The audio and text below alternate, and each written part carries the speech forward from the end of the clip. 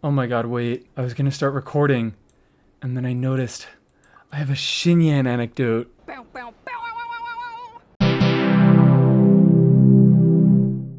Hello. I don't have that much of an introduction for Lauma herself, because to be frank, she's not all that interesting to me. She's just pretty strong, and she synergizes fairly well with a lot of units I enjoy playing. In this way, I find her to be very, very similar to Shilonen, where I still don't think she has a particularly fantastic kit design. I don't love it. I don't want to see them go back to something like this, but she's an incredibly strong and easy pick that makes a lot of my more scuffed team ideas function a little bit better. Specifically, what Shilonen does isn't what's interesting. I like Shilonen because of the variety of things she enables because of how lax her requirements are. Lauma is certainly less of a generalist unit. She's a bloom buffer. She is specifically made to work in bloom, but she does so much for bloom that she, like Shilonen, enables a lot of weirder scuffed things to work better. So let's stop wasting time and learn Lauma's kit with a good friend of ours. So, normal attacks. The damage does not matter. These multipliers absolutely suck. She does get a mobility tool in the form of a special charge attack, which is pretty nice, pretty fast. Which, fun fact, because you don't have to hold any buttons for it, you can change teams while she's in it. And if you change to a team where Lauma is in the first slot, she actually stays in the special run form. I don't know, that's just kind of a fun fact that I found out the other day. Not really useful. That mobility talent has nothing to do with the level of the talent, so just don't bother putting any resources into these. Now, some of you may have noticed that I did specifically say the damage isn't useful. As you may have noticed, she is a catalyst unit. She gets elemental normal attacks. Dendro is a pretty solid element to have on your normal attacks. You generally get pretty high rewards for spamming as much application as you can, and Lauma is no different. You don't necessarily want to on-field Lauma. There are other units who can make better use of the field time, but if you want to, she's a really solid option in hyperbloom teams because of this. Even things like burgeon or nilou bloom. She's not a fantastic on-fielder, but she's better than most off-field 5-stars at C0. In fact, it's entirely possible that she is the best 5-star off-fielder at on-fielding, but that just comes down to like power creep things. Each new unit is always the strongest unit of their type. That's how it's been for pretty long time. So like, don't take that statement incredibly seriously. Anyways, let's talk about the skill, which is where we get into lunar-bloom, which is not.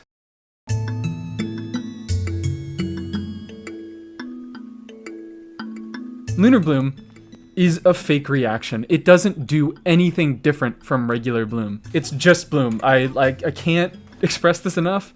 The only difference is that the text is in italics and it gets a gradient. That is a regular bloom core. It acts exactly like any other bloom core would. And if we take Lauma out of the team, Nahida into Kokomi, we get the same bloom core sitting on the ground that will explode after the same amount of seconds and do the same. 185 damage? What? Oh, alright, that's because of Dendro resonance. Also, Lauma passively buffs the base damage of Bloom. There's nothing different about the auras, there's nothing different about the damage, except for, the base damage buff. Nothing different about how it explodes, it is the same reaction. So why bother making it? That's where these 3 little moons below my team come in. That is my verdant dew indicator, which is the only thing, literally the only thing that lunar-bloom introduces. It gives you these 3 little moons on the bottom of your team, and it lets you collect verdant dew. And I actually didn't mention how to get verdant dew right away. It's essentially just triggering 1 bloom reaction will get you 1 verdant dew. Each moon is 1 dew, you can hold up to 3. What can you do with the verdant dew?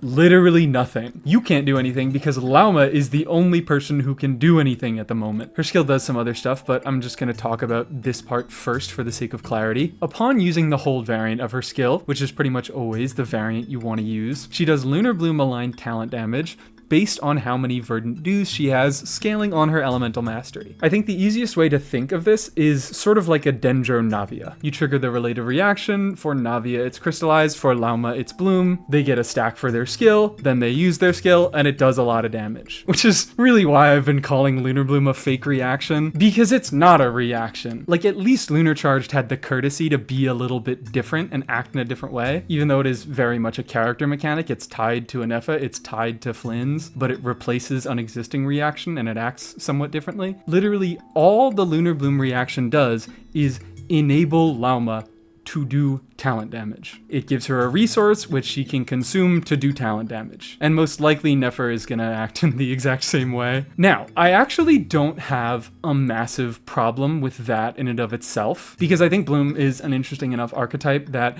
just making a straightforward support and not changing anything to do with the reaction is okay. It's mainly just like, why are you guys calling it that? Why are we calling it a new reaction? It's not a new reaction. It's something that enables Lauma to get a skill nuke. In every other context, it acts exactly the same way. Anyways, about this skill nuke, the scaling is pretty reasonable, and it, unlike the direct lunar charge damage that Nefer has, with this little, 65% multiplier, unlike direct lunar charge damage, direct lunar bloom damage doesn't get a free ×3 multiplier. So when it says 243%, it actually means 243%. Granted, it is still considered reaction damage, so it ignores defense, and in that way, its multiplier is effectively doubled, but the numbers here are a little more honest than they were with Nefer and as they will be with Flynn's. Let's do a quick setup to see how big this number can get.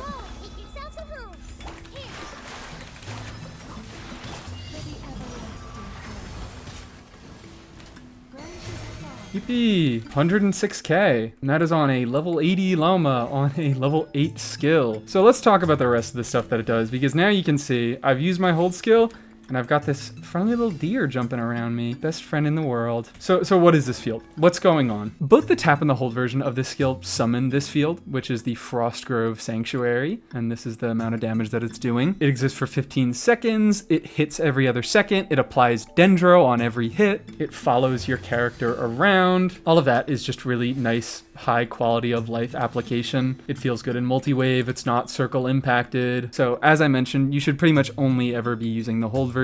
The only difference is that the hold version consumes the verdant dew and does the talent damage. Otherwise, they both act exactly the same way. It's just really solid, convenient Dendro application. It also provides more consistent application than Nahida, who actually has a lot of factors to her application. Like technically it can hit every 2.5 seconds, but also that interval can get reduced by having an electro character in your team and using her burst. And also that interval requires you to trigger a reaction, so you're probably not going to get it exactly once every 2.5 seconds, but also that application is 1.5 units of Dendro instead of just 1 unit of Dendro like Lauma is. There's a lot of nuance. In essence, Lauma has easier and more consistent application than Nahida, where Nahida's can potentially be stronger, but it takes some work. The last thing that this field does that it really does not need to do is shred res for Hydro and Dendro, the two bloom elements. There aren't any teammate conditions for this res shred, it just happens automatically. If an opponent is hit by your skill, they will have their res shredded. And if you were wondering, the hold version of her skill actually has a smaller instance of only attack scaling damage before you do the big lunar bloom nuke. And this first hit always ensures that she'll have her Dendro res shred up for the big nuke. Again, nice quality of life, which is really a lot of what her character is. She gives a fair amount of numbers to Bloom, and she gives a lot of quality of life. So her burst. Her burst is an additive damage bonus buff based on her EM to any instance of Bloom, Hyperbloom, Burgeon, or Lunar Bloom damage, which is why you saw me bursting before I used my skill nuke in that little setup there, because this burst buffs her own instance of Lunar Bloom damage. At base, that buff has 18 stacks, but you get 6 stacks per moon song, which it's just more word jargon. It means you get 6 stacks per verdant dew that you consumed with your hold skill, and it tracks whether you consume them before or after using the burst, so it's flexible, but you still should use the burst before you use the skill because it buffs the nuke. Essentially what this means is you're always going to have 36 stacks. Because it's 18 at base and it's 6 per verdant dew consumed, it's pretty hard to have a Lauma team where you aren't consuming 3 verdant dew every rotation. She is the Bloom character. Building into Bloom is what makes a team strong. I also should mention, technically it's not that triggering 1 Bloom will give you 1 stack of verdant dew, but it's that triggering Bloom will make that little moon meter fill for a set amount of time, and the amount of time that it fills is the amount of time that it takes to fill 1 moon. I think it'll be better to explain this with a little bit of a visual aid. Let me just consume all my stacks here. Essentially, what you can do is if you trigger 2 blooms back to back very fast, you're not going to get 2 stacks because I triggered the first bloom and the bar started to fill, but then I triggered the second bloom and the duration for which the bar fills reset. So I got 1 verdant dew plus a little bit more. I don't really need to talk about this because it's not that important. There might be nuances where this is relevant, probably mostly in Stygian if you're trying to front load some verdant dew stack generation and get a big nuke off right away. But in most Lauma teams, you are not going to have any issue getting all 3 verdant dew stacks across your rotation. It's pretty trivial. Both of these talents buff bloom in pretty straightforward ways, and you should put some decent investment into both of them, especially her skill. Because the res shred goes up with the talent level, this is probably a skill that you want to be crowning. Bloom teams do majority Dendro damage, even getting an extra 2.5% res shred from taking the skill from level 9 to level 10 can represent a meaningful change in your clear times. This one doesn't need to be crowned. I am going to crown it, but it is a little bit less important. They also give you a pretty strong vision of what you want to build on her. It's kind of just EM. She is very, very similar to Nahida in the way that you should build her. A nice mix of EM and crit stats, where she can do significant damage with this multiplier, because this is a significant multiplier. Don't ignore this. Lauma has very good personal damage, and the fact that that damage comes in a nuke makes it a really good utility option to finish off enemies or whatnot. It's nice to be able to front load some damage, but also she buffs based on her EM. She is going to be triggering reactions that scale with EM. So my artifact stats, EM with some decent crit stats. Just like with Nahida, it's possible that on your account, a crit circlet could perform better than an EM circlet, depending on the substats of each one. But unlike Nahida, you're never going to want to go a Dendro damage goblet. Most of her damage is either coming out of reactions, which don't scale on damage bonus, or, as we've talked about, this nuke, which, just like lunar charge damage, doesn't scale on damage bonus. Again, like lunar charge damage, because it is considered reaction damage, it scales with EM instead of damage percent. So that's kind of another way that this multiplier sneakily is larger than it seems to be. Because yes, you're getting damage from building EM because the talent just says flatly, my base damage scales on elemental mastery, but you're also getting talent damage by that EM giving you lunar-bloom damage bonus. So yeah, EM is really, really valuable on her. It compounds a lot, but crit is also pretty valuable, so don't ignore it. Let's talk about the other buffs. Speak of the devil, it's the crit buff. This talent essentially defines Lauma's 2 separate modes, depending on your party's moon sign, which is how many Nod Cry units are in there. With 1 Nod Cry unit, which is met by her being a Nod Cry unit, blooms, hyperblooms, and burgeons are all made able to crit. 15% crit rate, 100% crit damage. You can technically do like weird crit fish RNG reset stuff with this to get insanely fast clears, but on average this is a 15% damage boost for all bloom damage. 15% of the time they'll get double damage. Putting a second Nod Cry unit in the team, so anybody other than Lauma, instead gives that crit buff to lunar-bloom damage. 10 crit rate, 20 crit damage, which right now the only instance of lunar-bloom damage in the game is from Lauma herself. This talent does give you a lot of crit value on a talent that does a decent amount of damage, but frankly,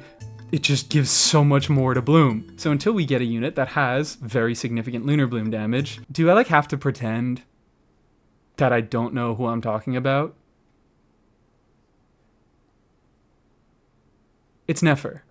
Nefer is lunar bloom. Until we get Nefer, you generally want to avoid running a second Nod Cry unit in her teams, because right now her teams are doing more bloom damage than they are lunar bloom damage. So this buff gives a larger buff to a larger portion of the team's damage. Now going from the bloom buff to the lunar bloom buff isn't so horrible, and it doesn't completely erase any context in which you would want to run a Nod Cry unit with her. It still can be valuable to enable the Nod Cry sets, or any other passives that another unit may have.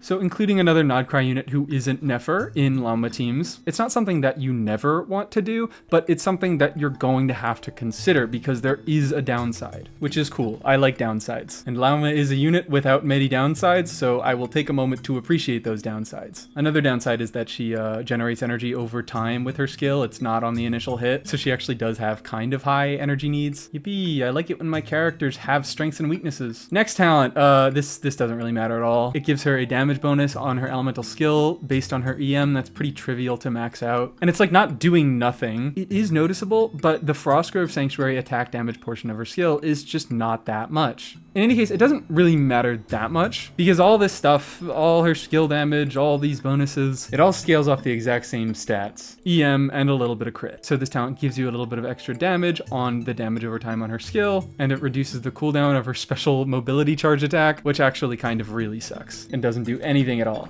Because the limitation is that it consumes stamina, so reduction on its cooldown doesn't really matter if you still haven't generated any stamina. Last passive is just the fake reaction one. She lets lunar blooms be triggered and she increases your party's moon sign. Which, okay, yeah, I guess I lied because lunar bloom's base damage is 14% higher than regular bloom's base damage. And just like a nefer's passive, which buffs the base damage of lunar charge, this passive is pretty trivial to max out. Takes 800 EM. She just spawns in with a base 200 EM. Literally at level 1, no ascension, no weapon, no nothing. She just has 200 EM. Get some EM main stats, get maybe an EM weapon, ascend her a little bit because of course she ascends with EM. You're gonna be hitting 800 in no time. And then cool, she marks stuff on the Nod Cry map. So there you have it. There's Lauma as a character. She buffs Bloom.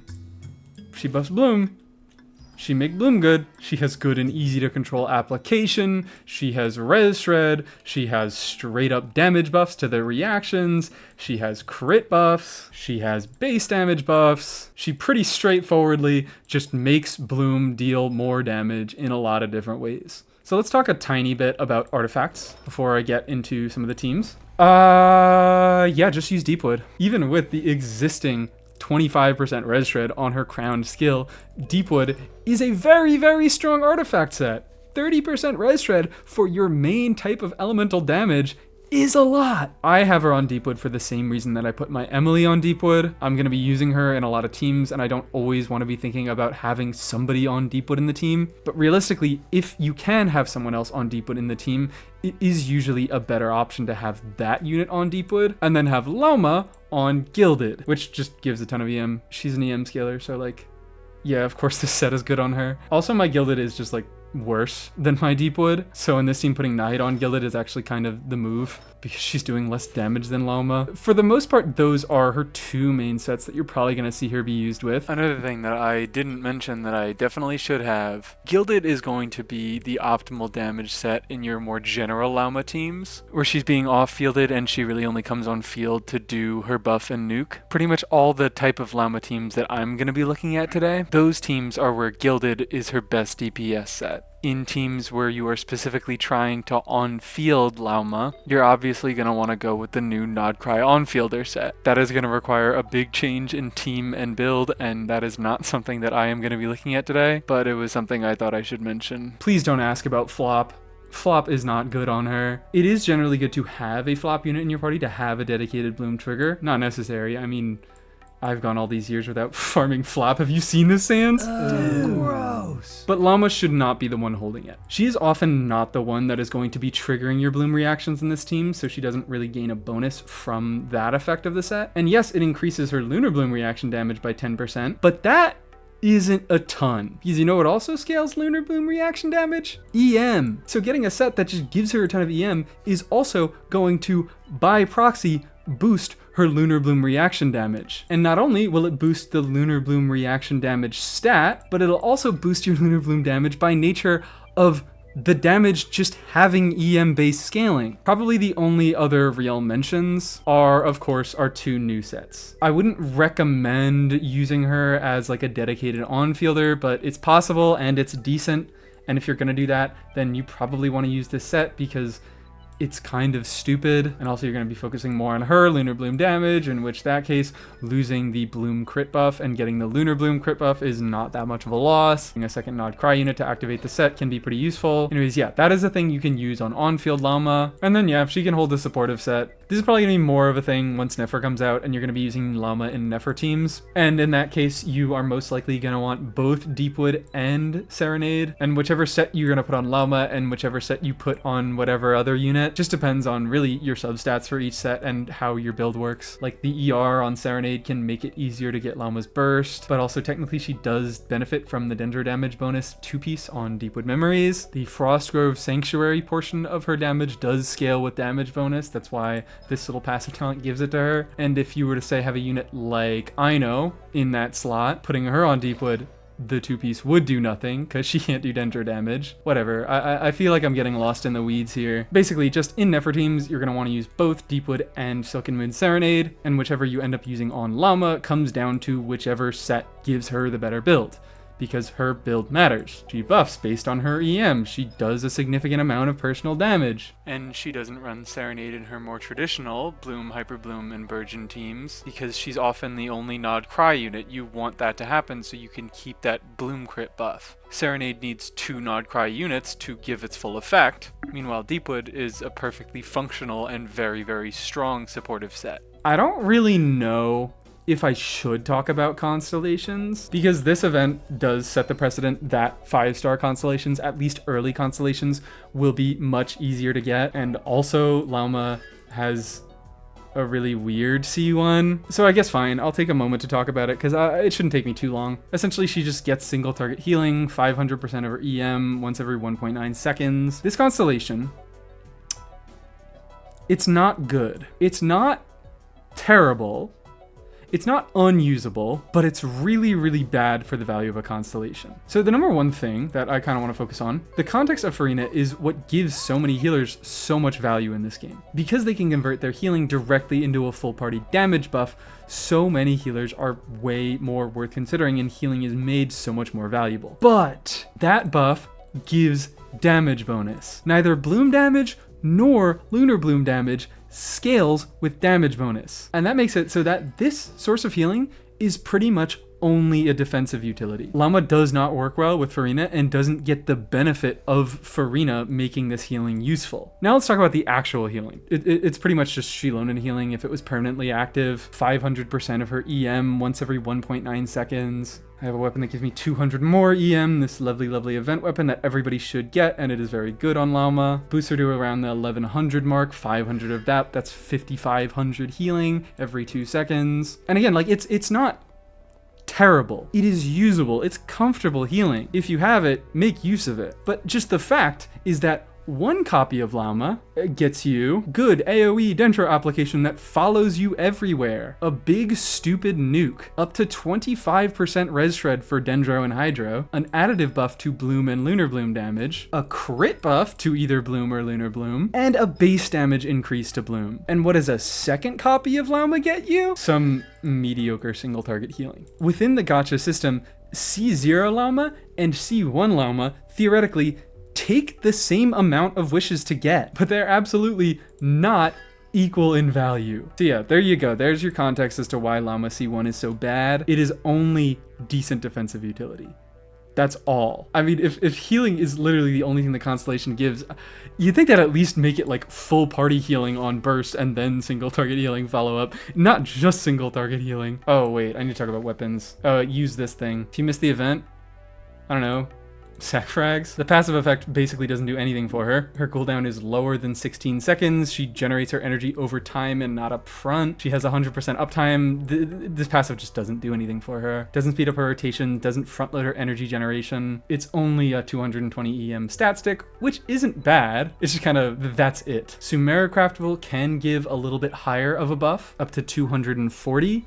But you need refinements on it, and that buff builds up over time. On the bright side, it actually does give a pretty useful substat. It is very, very similar to Aetherlight's Spindle Loot, but you have to craft the refinements instead of getting them all for free, and you don't get the extra XP bonus from it being an event weapon. That part isn't relevant if the event is over, but also because Spindle Loot front loads the EM buffing, it makes it so that this 200 EM will always apply to even your first big nuke. Because of the wording of this, I am actually not sure if the character equipping the weapon needs to be the one triggering the reaction. But even if it is the case where any character in your party can be the one triggering the reactions, you're probably not going to get all 5 stacks before you swap into Lauma for the first time in your first rotation. And that means that first big nuke isn't going to get your full EM buff. Spindle Loot front loads, so you always get that 200 EM on that first skill hit. And there's stuff like Wandering Even Star, big funny EM stat, gives a little bit of an attack buff in the passive, can be useful in situations like,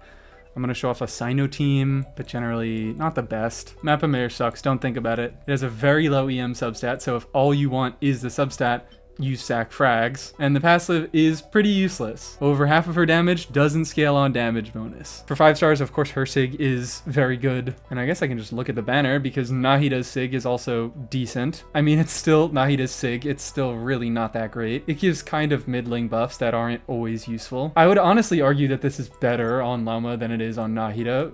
Maybe that's just because Lauma is better than Nahida. In any case, neither of these weapons are that great. They're both better for vertical investment than like Lauma C1, but that's not very strict competition, is it? These two weapons are Lauma's best weapons, but they also are on the lower end of 5-star weapons. Now, when Nefer comes out, the 40% lunar-bloom damage buff actually might end up being pretty significant, but the rest of these buffs are kinda eh. And then of course you can be the smartest person in the universe and just say Huni DM and go prototype Amber. Because hey, guess what? There's another reason why her C1 is even worse, because she is literally the only weapon type in the game that has a free-to-play craftable weapon option that lets the unit become a full party healer. So yeah, it is a damage nerf compared to like Ether Light, but who cares? Lauma's a full party healer now. I actually haven't used that much prototype Lauma yet. I expect I will in the future, but just as of now, I actually have had defensive units in most of the teams that I've been playing Lauma in. I mean, right here, I'm playing a Kokomi Bloom team. Anyways, let's talk about this Bloom team. It's team time. Lauma buffed Bloom in an extremely straightforward way, and this is probably the team that she buffed in the most straightforward way. Nilou Bloom teams are just spamming elemental application. They want to generate as many blooms as possible and deal almost all of their damage through those blooms. So, big surprise, unit that buffs blooms, pretty good in these teams. So let's stop talking. Let's just kill a robot chicken.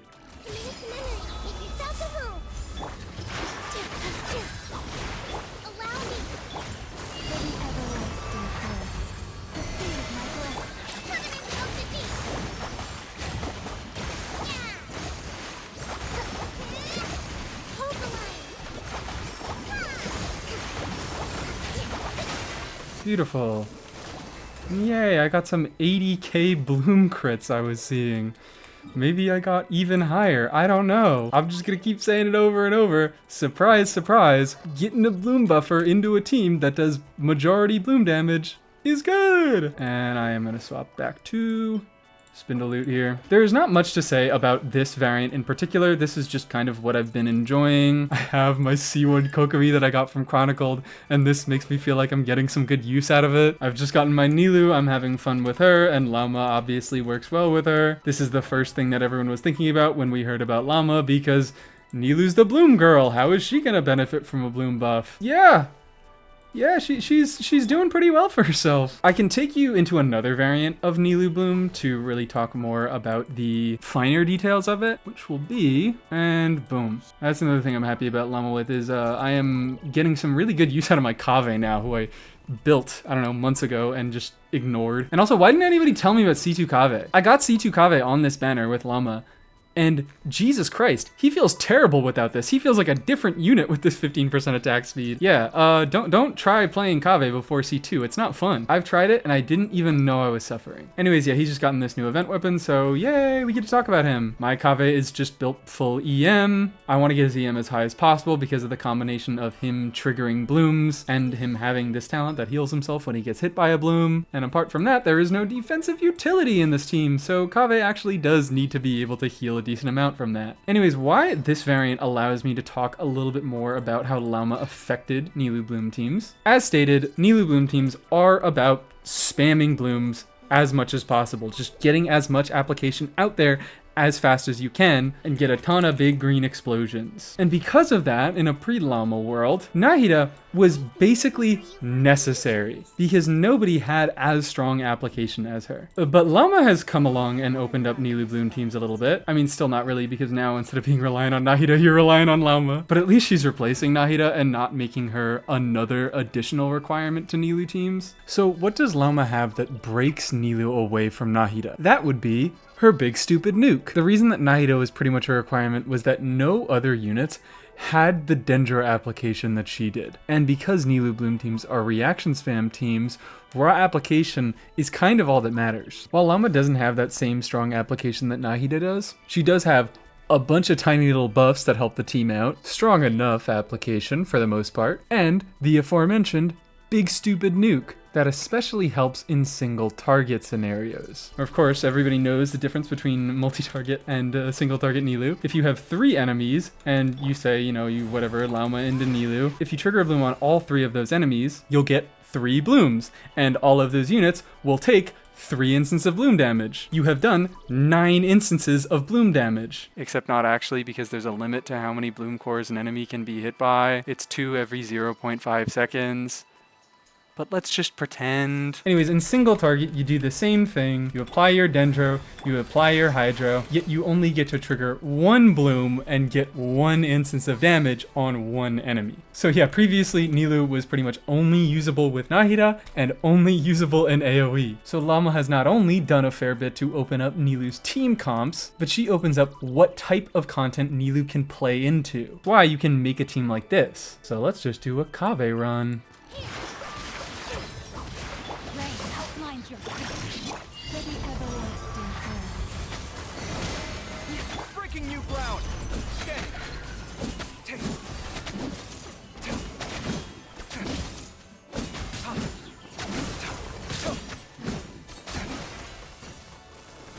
Wonderful, beautiful, whee! There's your kaveh video that everybody's been asking for, even though I don't technically didn't even talk about him that much. When it comes to these two, for kaveh, I mean, I hope it doesn't come to any surprise to you guys that kaveh is not particularly good. He is very, very niche as a bloom driver, and I might be able to find more teams as I play around more with Lauma, but this is kind of like the only team where I can look at kaveh and I can be like, oh yeah, like pretty much his entire kit makes sense here. Like, he's actually applying a little bit of Dendro, he's being an on-fielder, his healing passive is actually useful because he provides a defensive slot in a team that otherwise wouldn't really have one. Well, it's like it's a pseudo defensive slot because he only heals himself. He just feels like he's using his whole kit and he actually makes some sort of sense here, and I like that. He's a long uptime unit, so Xingqiu goes well with him. And we can change the structure of this team. I think I am going to get off bloom here. So that's one corner of the bloom triangle taken care of.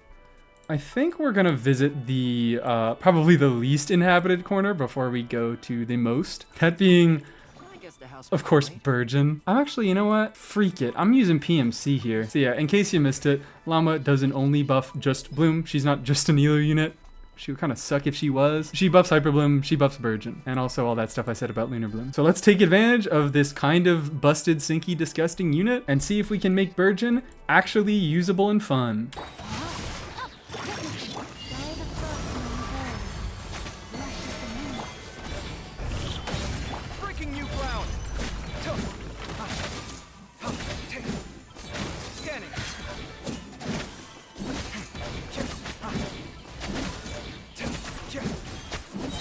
Oh god, that uptime on Traveler.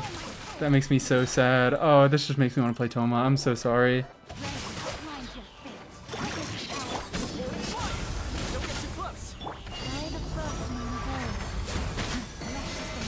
Watch and learn.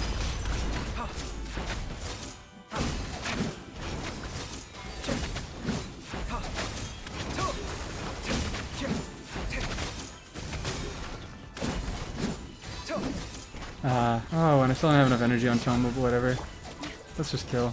Let's just kill. Alright, well maybe burgeon still does suck a little bit. Let's try to save it again real quick. Because kaveh, again, right here, kaveh is not doing anything particularly great for the team. Because of Toma's shield, he's not really getting hit very much. So his healing passive isn't really kicking in, he doesn't need it. It's not triggering many reactions, so he doesn't even really need the EM. He's just kind of hanging out here because he works well enough and I like him. But let's get a unit who actually maybe is supposed to work a little bit well here. So kinich burgeon is always kind of a thing that I didn't really love, because as an on-fielder, I like optimizing his burning stuff. Getting his 5 cannon teams is a lot of fun, and burgeon pretty much just doesn't let you get those. So yes, he technically does have the option to use, burgeon, to increase his night soul points and get his cannons, but because burning does damage at such a higher rate than burgeon does, you can more consistently get this passive to proc off of its 0.8 second cooldown and generate a lot more night soul points with burning, and therefore get a lot more cannons. Burgeon has always just kind of been a thing that, like, it's an option and it's technically functional, but the amount of Night Soul that you lose isn't really worth it. And oftentimes it would require that you give up certain important team slots, like either Bennett, Ian-san, or Emily. And that it just... Burgeon was just really not it for Kinich. I have not played a lot of Burgeon Kinich. But now we have a unit that actually does a lot of things for Burgeon. Burgeon still has a lot of the inherent problems that it always has. It is far more difficult to proc reliably than something like hyperbloom or nilou-bloom, but it getting so many damage buffs does make it feel a little bit less bad. I've played a little bit of Kinich Burgeon stuff so far, and I have been enjoying it. I still think I prefer the pure burning teams, but I feel like Lauma lessens the gap between the two. This is actually a viable archetype for Kinich now instead of just kind of a kit gimmick. And unfortunately, this does mean that you have to give up an attack buffer for Kinich because you need an off-field Hydro Applier, an off-field Pyro Applier, Lauma, and Kinich. And there aren't any attack buffers who do off-field Hydro or Pyro. So Kinich will be getting less cannons, and those cannons will be doing less damage in these teams. But it's not nothing. They're still like, I'm still getting like 9,500,000 damage cannons. He is just no longer the focus of the team. And also, Lauma is a catalyst unit, which means... Now, this is not an insignificant damage loss. Doesn't provide any ER, so you're gonna have to build more ER on her to burst consistently, because yeah, you do want to burst consistently. If I haven't mentioned that, burst is good. But also, it just doesn't give any EM to contribute towards her personal damage and buffs. So TDDS is not a fantastic option on Lauma. In fact, it is maybe not even one that I would really recommend, but it's really funny. And at the end of the day, that's what matters most. Rain outlines your face. Let me read. Steady everlasting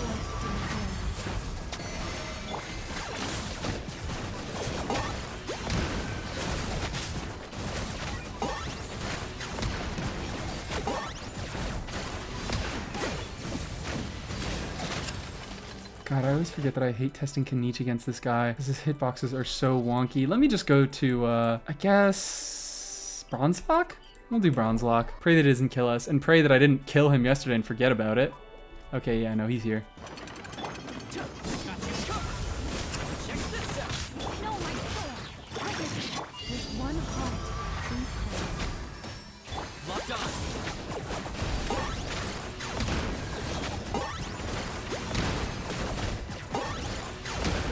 Oh, whoa. Ooh, 4 cannons. That's new. I haven't gotten that before in this team. Rain outlines your face. Rain. Don't get too close. Fly the frost in the hole. Target acquired.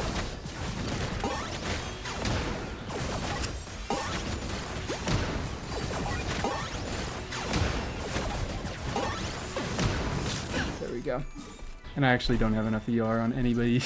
I need a Fav in the team. Energy needs aside, you get how the rotations work. It is dealing fine damage. Not standout, but the fact that like Kinich isn't dealing the most damage in the first place, but the fact that like Kinich isn't even dealing the most damage in the first place. He's on the lower end of the scale when it comes to Natlan DPSs. It doesn't feel so bad to forgo some of his own damage and put him into an archetype that he works fine enough in that gets decent team damage and that doesn't rely so much on performance. It's actually kind of funny now that I think about it, because in my Mualani video I talked about how Emily makes Mualani teams be a little bit lower damage but makes them easier to play and less punishing if you mess up your performance on Mualani. But I actually think she does the opposite when it comes to Kinich. Kinich's burning teams put more of the damage on him and make his execution and getting your 5 cannons off fairly important, because if you don't do that, you only get 4. You're giving up 20% of his personal damage in a rotation, and he is doing most of the damage in the team. Where if you swap to Lauma, more of the team's damage is coming from the burgeon reaction, and you have to worry less about your exact performance on Kinich. But again, like the Mualani Emily teams, it does a little bit less damage in return. And I think before we move on to the last corner of the triangle, I'm gonna take a recording break.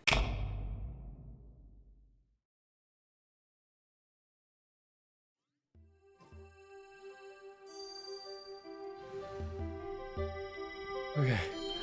All right, we're back. We're finally reaching the third corner of the bloom triangle. Easiest to play, most popular.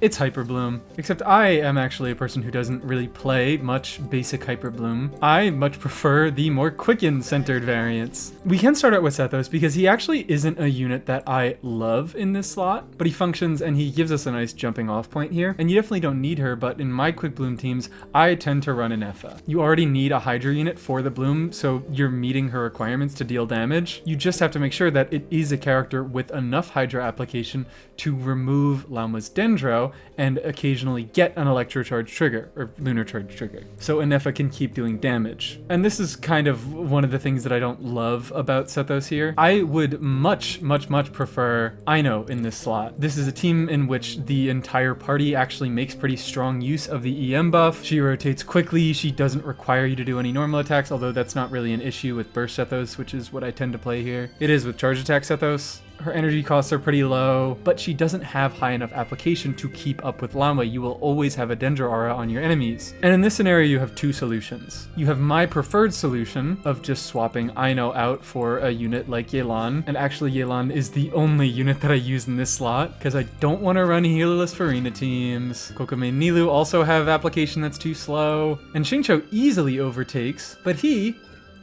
is on a 20-second cooldown. He makes his team play a lot slower. Yelan is already somewhat slowing down the team with her 18-second cooldown, but it's enough that I can work with it. 20 seconds is just far too much. So number one, you could swap out your Cyno for a unit that can apply more Hydro, or number two, you could not run a nefer, which is what I expect of most of you. I mean, these are the two most recent limited 5-stars, so probably not a ton of people have them both. Taking out a nefer frees you up because now you don't need to be triggering any lunar charges. It's fine that Cyno has application that's too slow for Lauma. In fact, it can be beneficial because Sethos can get more aggravates that way. So you can either go in the direction of putting in a second Hydra unit to make it a bit more of a bloom-centric team, or you can go in the quick direction and put in, it's Fischl, it's only Fischl. There's another unit that you want to use in the slot, it's only Fischl. Here's hoping for an aggravate buffer soon. Whatever team comp you end up choosing, it's still gonna be solid. Lauma is ridiculous, but this is the team that I really want to play, but just sadly I can't. And you know what, instead of talking, let's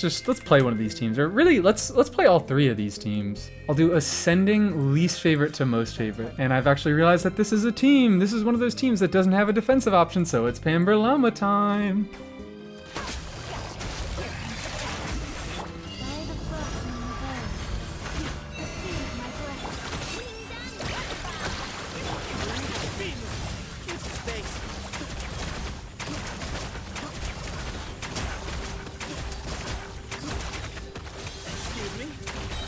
Functional. Now let's just keep going through the variants. Let's check out the aggravate one. And this is a context in which, yeah, we're not generating a lot of blooms, but Lauma's potential to buff blooms is not the only thing she does. It's a lot of what she does, but outside of that, she still applies Dendros, she still shreds res, which granted is pretty much only useful for bloom in her personal damage, but she does personal damage. Let's just make this happen.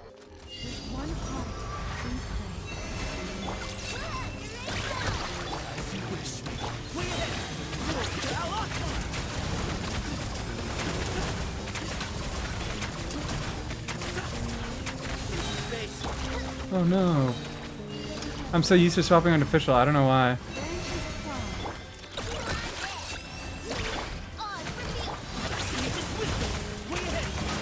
Beautiful. Yeah, it's just an aggravate team. Get some blooms, get some Cyno buffing, get some Lauma damage. Okay, now let's move on to the variant that I like the most. Sorry, Cyno, I know. I really wish I could use you, but nefer is a glutton that requires more Hydro. Maybe it'll be usable for Cyno C2. I don't have high hopes. Maybe I shouldn't have any hopes, but I should probably mention that it is possible Cyno C2 changes things because this does increase her application. Not by a lot, but it's there. Ideally, I feel like I should also have Yelan on the Not Cry buffing set here. So once I farm her, once I get that going, then this team will enable that. Anyways, let's go look at it. Part of the reason why I like this version of the team so much is I've complained about it in the past, and maybe you saw it in the past two teams, but Sethos can have some difficulties triggering bloom cores just with the way his burst works. These straight lines, they aim upward at a boss. It can be hard to hit cores that are lying along the ground without using aim charge shots. It can just feel a little bit awkward. And nefer pretty much removes that entirely by being the bloom trigger herself. buff. She builds less EM than Sethos does, so you are getting less bloom damage, but you're getting more hyper blooms triggered. Like often with Sethos, I can leave a bloom on the ground to explode as a normal bloom and do next to no damage. Oh, she's on Fav. I put her on Fav because Toma took her Kitane. Let's get that back.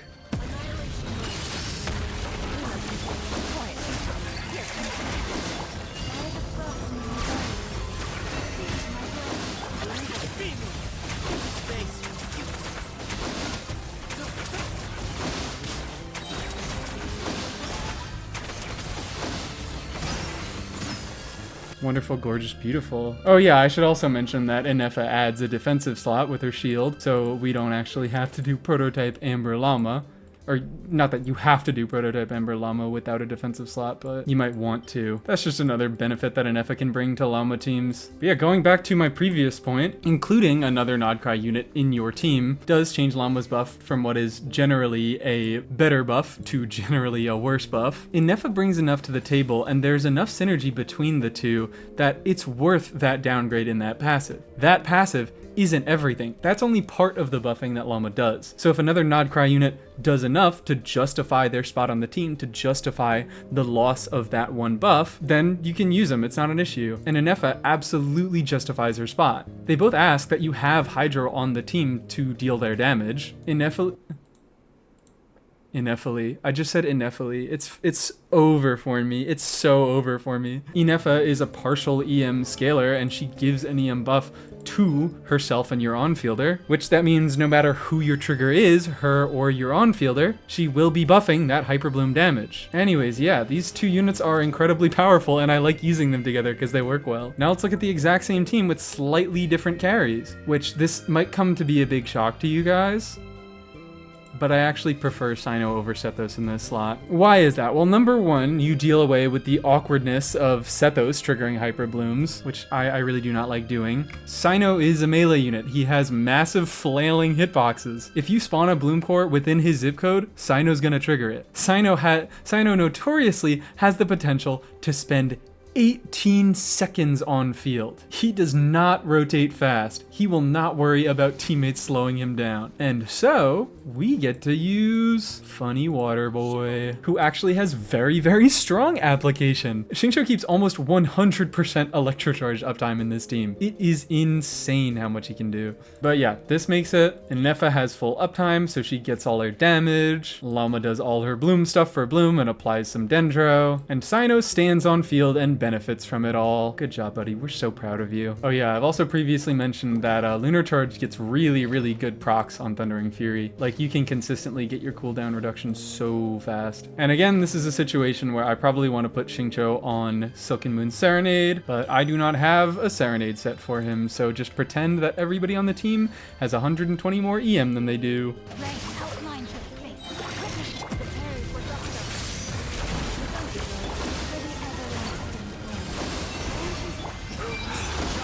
Oh, I didn't do my pre-burst skill that I'm supposed to do to funnel energy.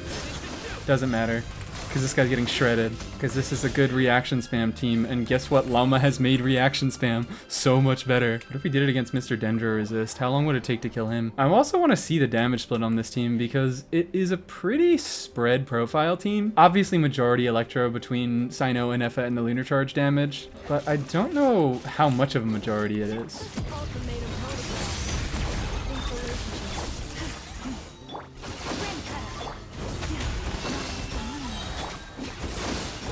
Nobody has enough energy. What's going on?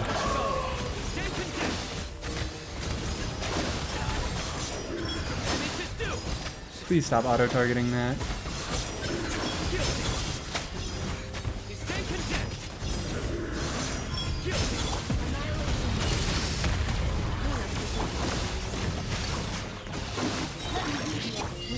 Get him, Lauma. Kill him. Oh, okay. Well, yeah, I got close enough. And Cyno did all the work there. Isn't that crazy? Nobody else was helping. It was actually a solo Cyno team. Yeah, I don't know. If anything, Lauma feels like way more of a buff for Cyno than for Sethos. I mean, you still probably shouldn't like go for him. Chlorand is still going to be better in this slot. Verace is still going to be better in this slot. Sethos is still going to be better in this slot. Actually, maybe not this one in particular, because this does take advantage of a lot of Cyno's inherent properties. I promise I love both my boys. I think they're both good in a decent amount of context. I just think that Sethos is better. Anyways, this is supposed to be Cyno's time to shine. I very much like him in this slot. I think he works very, very well with this team, and with all the reaction spam stuff coming up in Nod Cry, everybody always mentions how much Sethos is going to benefit from this stuff, and he absolutely is. He absolutely has been benefiting from this stuff. Sethos is going to be a demon at the end of Nod Cry. I'm calling it. He's a pretty similar unit to Sethos. I mean, there's a reason that these two have pretty much been like my longest term mains in the game.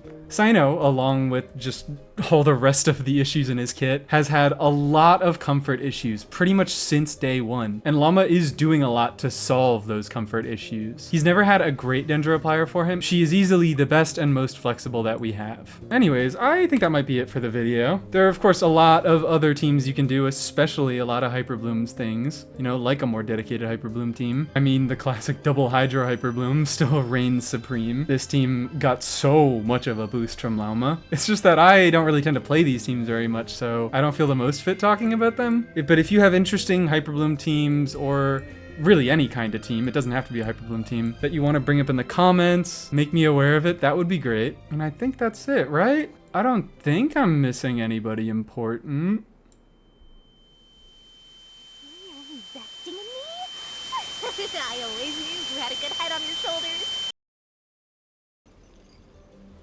Hi, yeah, thank you guys so much for watching. Hope you enjoyed something, hope you learned a little bit something, and I hope you know that this is not the last you've seen of Lauma. I actually considered not even making a Lauma video because I was like, well, I'll just make all these other videos and I'll talk about Lauma and all of them, but I figured it would be better to do the reverse, make a Lauma video and talk about all the characters that she connects that I want to talk about. Yeah, this is certainly not the last of her. I mean, just next week alone, you'll be seeing her in the Dory video, which is absolutely coming. How could I not? I'd like to give a shout out to my channel members, those being Najoro, Dorsal Fin from twitch.tv/dorsalfin1, Rumpelitos, Dades, Penguin, Pegby, Pyre's Flower, Dew, Zach ZDR, Mudkip172, Beef Potato, Roberto Desu, Big Soup, Buffalo Milk, and Aqua. Thank you all so much for the wonderful, wonderful support. Your contribution to this channel is greatly appreciated. And also you guys are getting to watch this video early. Yeah, fun fact, if you didn't know, my channel members get early access to all the videos. It's not much early access, it's usually only like 12 hours or so. But the second I am done making videos, members get access to them. So thank you everybody for the support. I hope y'all have a lovely day.